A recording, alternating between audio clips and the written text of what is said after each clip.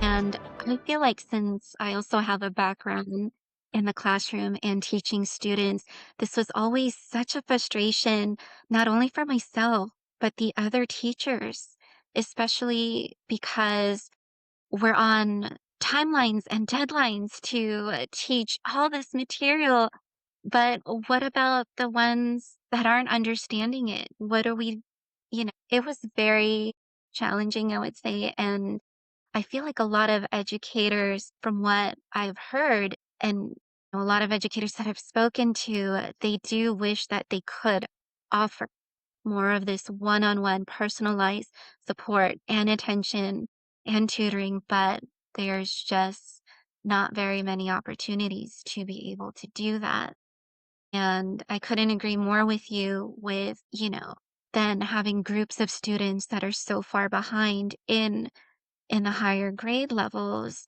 So, with that being said, I feel like that's one of the reasons why I became an educational therapist was because I felt like I wasn't doing enough for my students. I felt like I wasn't getting anywhere with teaching the entire class the same standards, the same curriculum.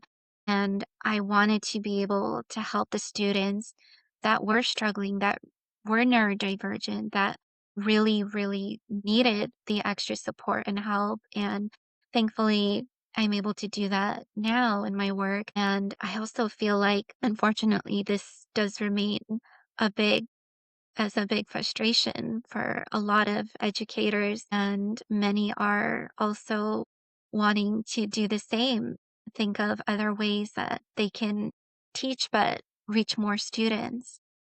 Yeah, and on the other side of the coin, as a child developmentalist, you see a lot of us advocating now for the extra support outside of the classroom and asking parents to get those kids tutoring or to make sure you're reading with them every night or have the kids read to you so you can see their comprehension. And sometimes that's also another challenge because there's only so much time in a day.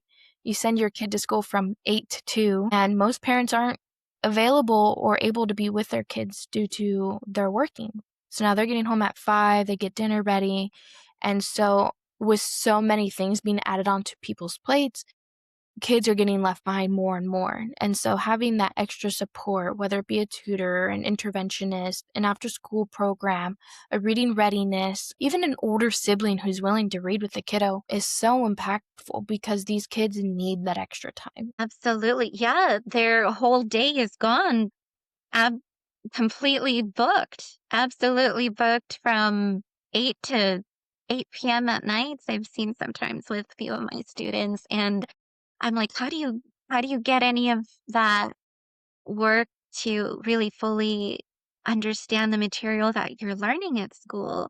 Cognitively, I feel like it's a lot for a young student to also process in their own minds because they're going to school all day. They start their days super early. They got a ton of like extracurricular activities, soccer, art, swimming, sports. And then they come home, they're tired, they're going to have dinner and then start homework.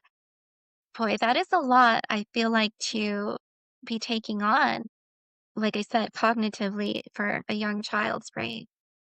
Yeah, and that's why you Yeah. see a lot of people using play-based intervention. Mm, They're playing. So you are playing with building blocks, and the building blocks have words, and, "Oh my gosh, I made the word sat. What word can you make?" And if you can make it fun, then you can help those kids learn despite how packed their schedules are. absolutely.